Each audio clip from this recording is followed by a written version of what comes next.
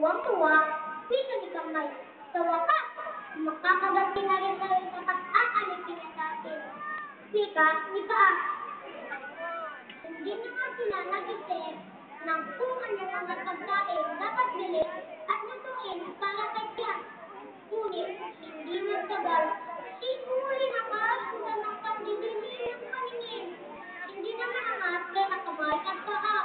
Ako'y nakalalabot, wika ni Kamay. Ako'y nahihilo at parang umiikot ang daing ni Ulo. Hindi yata tamang pinararawan natin, wika ni Kamay at Paa. Sa palagay ko nga, ang wika ni Ulo. Noon din ay nag-isip sila ng mga paraan. Nang napagyan si Ulo na parang ganang ginawa, sila Kamay at Paa naman ay